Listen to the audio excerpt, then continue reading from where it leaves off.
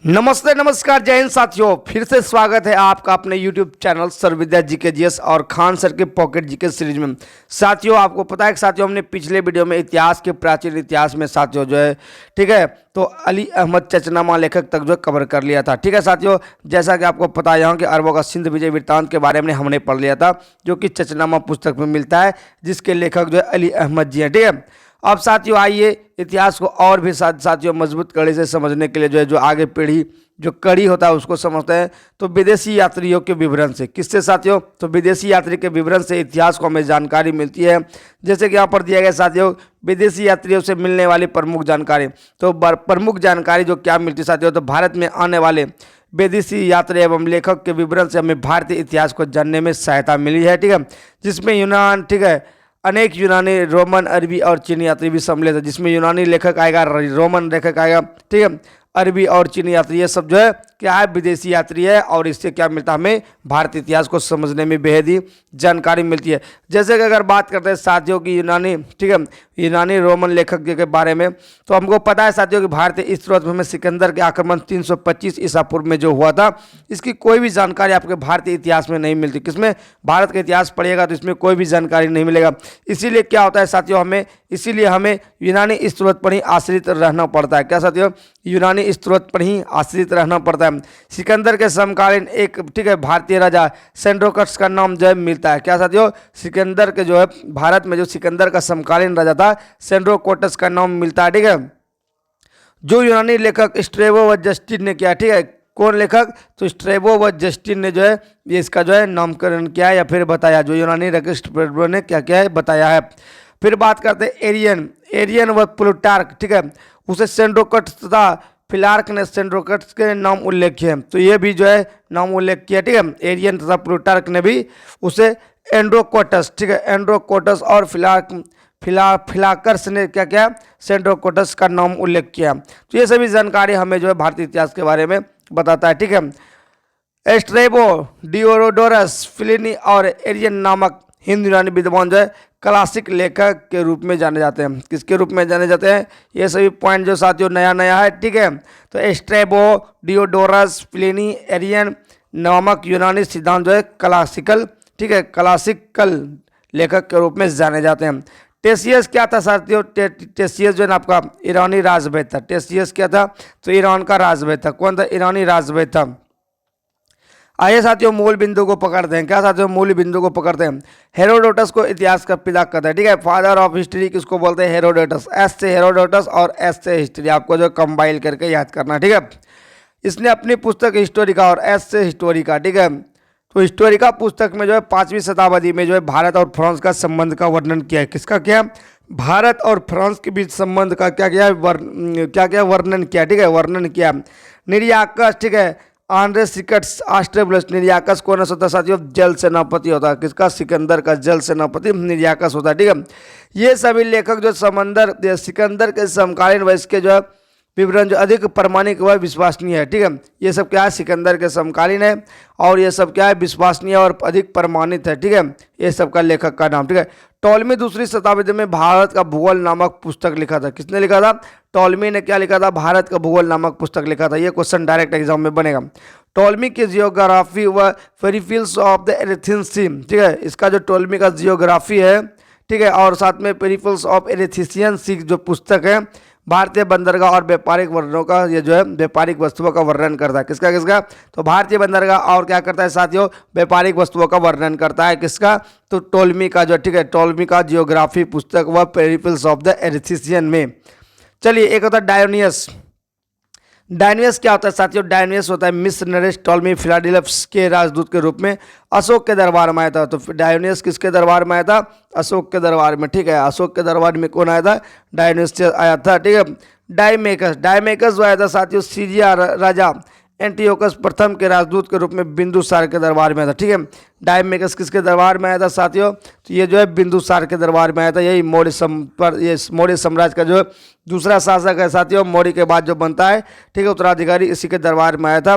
ये सब आपको आगे देखने के लिए मिलेगा। ठीक है, फिलहाल यहाँ पर सबका नाम आपको जो है एक बार जो है क्या हो जाए, एक बार आपको दर्शन करा रहे हैं नाम का, ठीक है, क्योंकि इसको बाद में सबको देखना ही है, ठीक है। मेगास्थनीज साथियों, मेगास्थनीज सेल्यूकस निकेटर का राजदूत के रूप में 14 वर्षों तक चंद्रगुप्त मौर्य के दरबार में रहा था, ठीक है। तो मेगास्थनीज क्या हो गया, चंद्रगुप्त द्वितीय। मेगास्थनीज किसके दरबार में आया था, चंद्रगुप्त द्वितीय के दरबार में आया था। और इसकी पुस्तक का नाम क्या साथियों, इंडिका। इसकी पुस्तक का नाम क्या है साथियों, इंडिका। ये आपको ध्यान रखना है।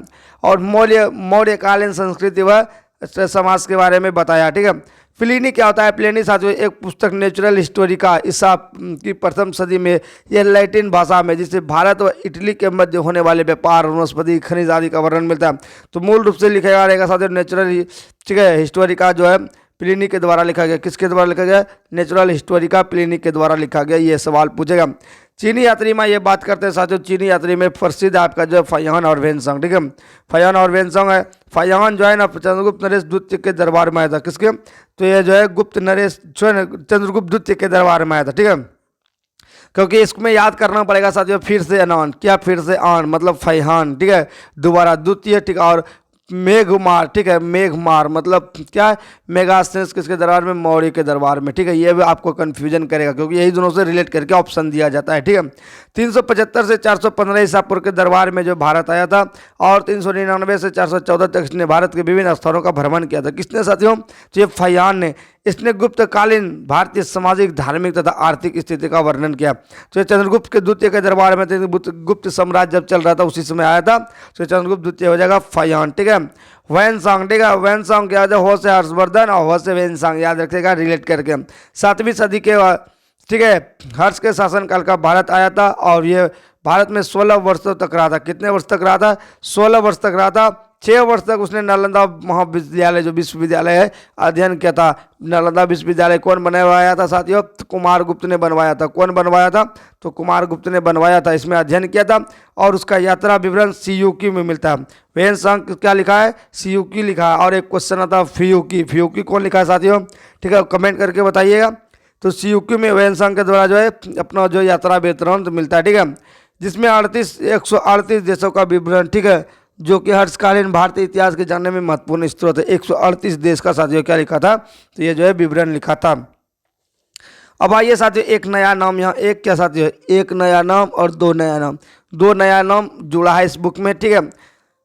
विली, ठीक है, विली, इसके द्वारा जो है लिखित वेनसांग की जीवनी पे हर्षकालीन इतिहास का विवरण ज्ञात होता है। तो विली ने क्या लिखा है, तो वेनसांग की जीवनी पर लिखे हर्षकालीन इतिहास, ठीक है।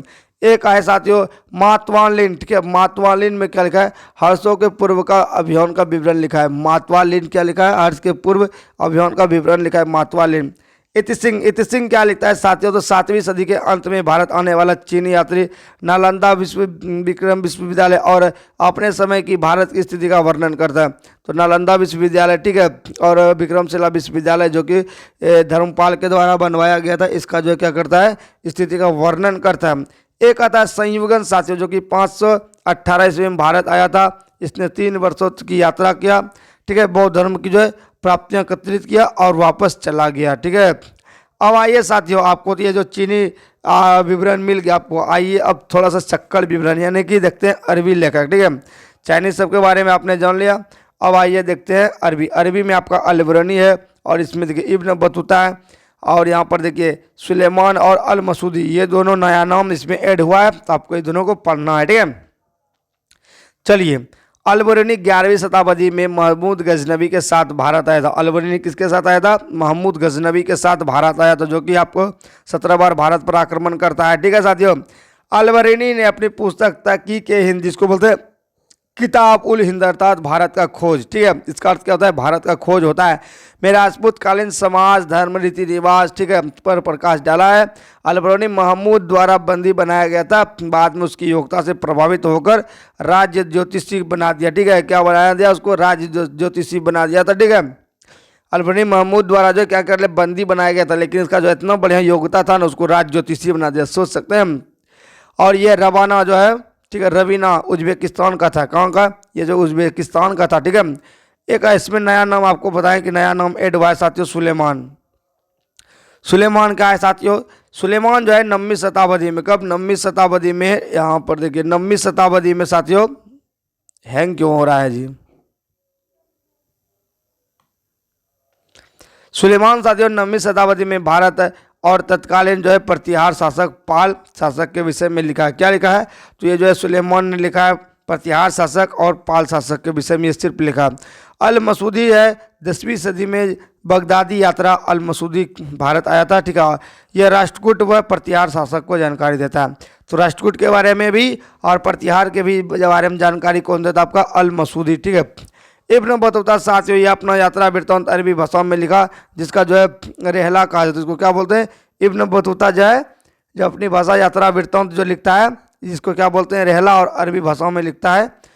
14वीं शताब्दी में 1333 ईस्वी में दिल्ली पहुंचने पर इसे प्रभावित होकर सुल्तान MBT मतलब मोहम्मद बिन तुगलक ने उसे दिल्ली का काजी मतलब न्यायाधीश युक्त कर दिया। किसको साथियों? इब्न बतूता का। ठीक है, इब्न बतूता का। उसके बाद अन्य लेखक, आइए साथियों अन्य लेखक के बारे में जानते हैं। अन्य लेखक में जैसे हो गया आपका तारानाथ, ठीक है, मार्को पोलो। अन्य लेखक तारानाथ जो है एक तिब्बती लेखक था। इसने कंगयूर और तंगयूर नामक ग्रंथ की क्या करता है? रचना करता है। किसकी रचना करता है? कंगयूर और तंगयूर कौन करता है? तारानाथ करता है। कौन करता है? तारानाथ करता है। तंगयूर तारानाथ और कंगयूर दोनों को रिलेट कर लीजिएगा, तंगयूर तारानाथ। चलिए आगे बढ़ते हैं। मार्को पोलो पांड्य देश का यात्रा पर आया था। ठीक है, 13वीं शताब्दी के अंत में पांड्य देश की यात्रा पर आया था और इसका विवरण जो पांड्य इतिहास के अध्ययन में उपयोगी है। तो कुछ यहाँ तक साथियों आपका जो विदेशी विवरण से मिलने वाली जानकारी आपने देखा कि कौन किसके शासनकाल में आया, किससे किसका जानकारी मिलता है।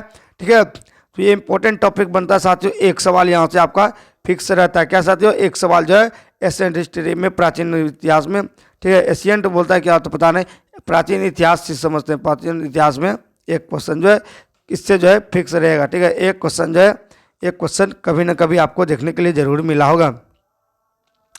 अब बात करते हैं साथियों कि इतिहास को जो है ना इसी वीडियो में कवर कर दें, इसी में कवर कर देते हैं साथियों। नहीं साथियों, यहाँ तक द एंड कर देते हैं। ठीक है, द एंड करते हैं यहीं पर से। और अगला टॉपिक हम लोग जो है एक फ्रेश वीडियो पढ़ेंगे। ठीक है, जिसमें हम अब भारत का जो है प्राचीन भारत को एक सुदृढ़ तरीके से देखेंगे। ठीक है, बहुत ही बढ़िया तरीके से देखेंगे, जिसमें कि आपको जो देख सकते हैं इतिहास को कितने खंड में बांटा है। ठीक है, इसको समझने का चेष्टा करेंगे। यानी ये सब शुरुआत में आपका क्या दे दिया गया था? टेलर दे दिया गया कि कैसे कैसे इतिहास के बारे में हमें जानकारी मिली। ठीक है, यानी कि मान लीजिए कि बुक इतिहास का लिखा जा रहा है। ठीक है, तो ये इतिहास का बुक लिखा जा रहा है, यानी कि बुक लिखा जा रहा है, तो इसमें क्या चीज़ मैटर क्या क्या मिला है, कैसे मिला है, वो सब के विषय में हमने पहले एक स्लाइड में पढ़ लिया। ठीक है, ये जो जितना इसने में पढ़ा तो उसके बारे में पढ़ लिया। अब ये सभी के बारे में विवरण मिलेगा कि कब कहाँ पर घटित हुआ था। जैसे कि आगे प्राचीन भारत की इतिहास होता है साथियों, तो हम जानते हैं अतीत की घटनाओं को जाने, ये सब लिखा हुआ रहेगा। अब इसको डिवाइड करेगा साथियों, इतिहास को कितने भाग में डिवाइड करेगा? 3 भाग में डिवाइड करेगा। ठीक है, फिर इस तीनों को फिर अलग अलग डिवाइड में करेगा, फिर इसको अलग अलग में करेगा और इसको अलग अलग में करेगा। यानी कहने का मतलब इसको करेगा प्राग ऐतिहासिक, इसको करेगा आदि ऐतिहासिक और इसको करेगा ऐतिहासिक। तो इस टाइप से बांटेगा, जैसा कि आपको यहाँ फोटो में देख रहे हैं। तो इसको अगले क्लास में समझते हैं साथियों। ठीक है, जैसा कि आप देख रहे हैं यहाँ पर अगले क्लास में का फोटो आपको दिखा देते हैं। ठीक है, तो यहाँ पर बांट दिया गया है। तो इसी को पढ़ते पढ़ते इसका सीक्वेंस बनाते बनाते अब हम लोग का क्या होगा? एशियंट में प्राचीन इतिहास में जो है एंट्री मारेंगे सिंधु सभ्यता, हड़प्पा सभ्यता। ठीक है, और साथ साथ में जो है जैन धर्म, बौद्ध धर्म इत्यादि, मगध साम्राज्य, ये सब के बारे में एंट्री मारेंगे। तो उम्मीद करते हैं आप लोग को ये हिस्ट्री जो है किस अनुसार से जो है सुदृढ़ तरीके से बना है उसको समझने में थोड़ा सा भी मदद मिला हो तो लाइक कर लीजिएगा और चैनल पर नए तो सब्सक्राइब कर लीजिएगा। Thank you so much. मिलेंगे नेक्स्ट एपिसोड में, तब तक के लिए सभी को जय हिंद, राधे राधे, जय सिया राम।